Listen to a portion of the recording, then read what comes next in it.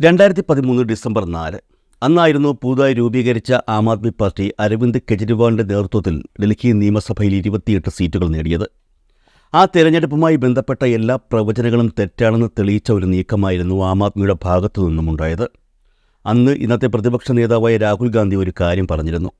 കെജ്രിവാളിന്റെ വിജയത്തിൽ നിന്ന് തനിക്ക് ഏറെ കാര്യങ്ങൾ പഠിക്കാനുണ്ടെന്ന്.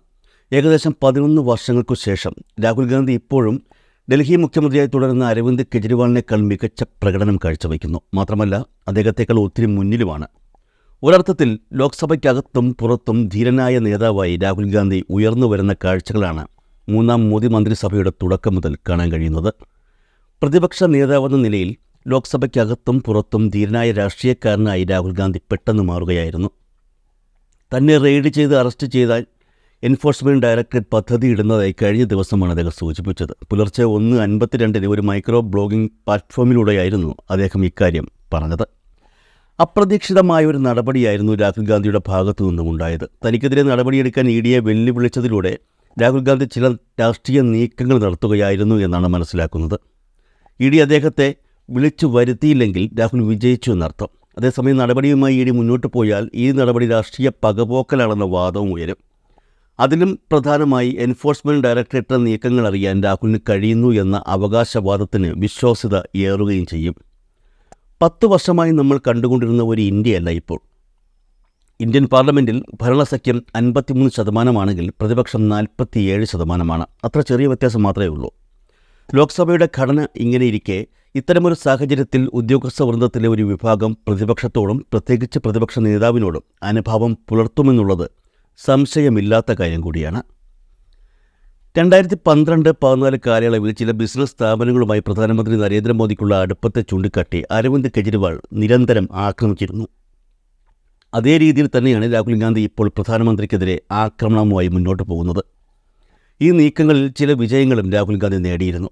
ലോക്സഭാ തെരഞ്ഞെടുപ്പിൻ്റെ പ്രചരണ വേളയിൽ കോൺഗ്രസിനും പ്രതിപക്ഷത്തിനും വേണ്ടി ഫണ്ട് ശേഖരണത്തിനായി ചില വ്യവസായികളെ ആകർഷിക്കാൻ പ്രധാനമന്ത്രി മോദി ശ്രമിച്ചിരുന്നു.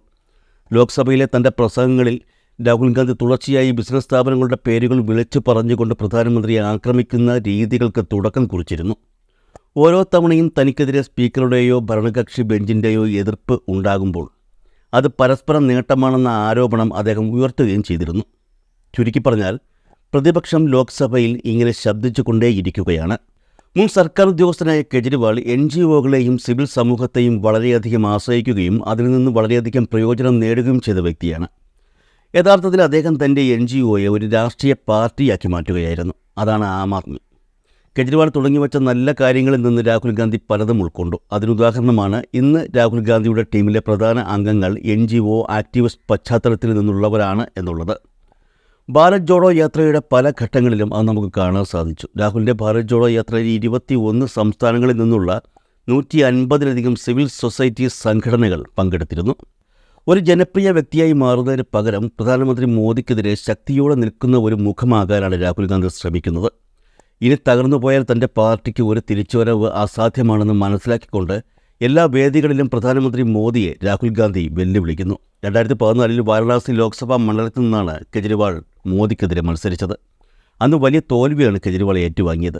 അതേസമയം 2024 വാരണാസിയിൽ നിന്ന് മത്സരിക്കാൻ രാഹുൽ ഗാന്ധിയോ പ്രിയങ്ക ഗാന്ധിയോ തീരുമാനിച്ചിരുന്നെങ്കിൽ കഥ മറ്റൊരു വിധത്തിലായേനെ. മോദിക്ക് ഇത്തവണ മണ്ഡലത്തിൽ ലഭിച്ച വോട്ടുകളിൽ ഗണ്യമായ കുറവാണ് രേഖപ്പെടുത്തിയിരിക്കുന്നത്. അതേസമയം രാഹുൽ ഗാന്ധി മത്സരിച്ച 2 മണ്ഡലങ്ങളിലും 3 ലക്ഷത്തിലധികം വോട്ടുകൾ പിടിച്ചിരുന്നു. അതുകൊണ്ട് തന്നെ രാഹുൽ ഗാന്ധിയോ പ്രിയങ്കയോ വാരണാസിയിൽ മത്സരിച്ചിരുന്നു എങ്കിൽ മോദിയെ പരാജയപ്പെടുത്താനാകുമായിരുന്നുവെന്ന് പലരും വിശ്വസിക്കുന്നു.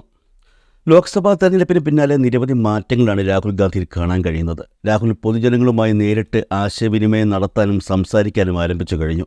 ഒരു ദിവസം അദ്ദേഹം ലോക്കോ പൈലറ്റുമാരെ കാണുകയും അടുത്ത ദിവസം ആനന്ദ് വിഹാർ റെയിൽവേ സ്റ്റേഷനിൽ പോർട്ടർമാരുമായി സംവദിക്കുകയും ചെയ്യുന്നു. ഒരു മടിയും കൂടാതെ ആളുകളോട് സംസാരിക്കുന്നത് രാഹുൽ ഗാന്ധി ഒരു ശീലമാക്കി. അതിനുശേഷം അദ്ദേഹം പാർലമെൻറ്റിനകത്തോ പുറത്തോ അവരുടെ പ്രശ്നങ്ങൾ ഉന്നയിക്കുന്നു. നേരിട്ടുള്ള സമ്പർക്കത്തിൻ്റെയും ആശയവിനിമയത്തിൻ്റെയും ഈ രീതികൾ ഒരു രാഷ്ട്രീയ നേതാവ് എന്ന നിലയിൽ വലിയ നേട്ടമാണ് രാഹുൽ ഗാന്ധിക്ക് സമ്മാനിക്കുന്നത്. ഇന്ത്യൻ രാഷ്ട്രീയത്തെ സംബന്ധിച്ച് ഒരു ഡ്രസ് കോഡില്ല. എന്നാൽ ഇപ്പോൾ ഒരു വെള്ള ടീഷർട്ട് ഇന്ത്യൻ രാഷ്ട്രീയത്തിലെ ഡ്രസ് കോഡായി മാറുകയാണ്. ഒരു രാഷ്ട്രീയ പ്രവർത്തകൻ എന്ന നിലയിൽ വെള്ള ടീഷർട്ട് ധരിച്ച രാഹുലിനെയാണ് നമുക്ക് കാണാൻ കഴിയുന്നത്. ഇന്ത്യൻ രാഷ്ട്രീയത്തിനായി വസ്ത്രങ്ങൾ തിരഞ്ഞെടുക്കുന്നത് ബുദ്ധിമുട്ടുള്ള കാര്യമാണ്. രാഷ്ട്രീയത്തിലെ വസ്ത്രങ്ങൾക്കൊരു പ്രത്യേക പാറ്റേണുകളോ അങ്ങനെയൊന്നുമില്ല.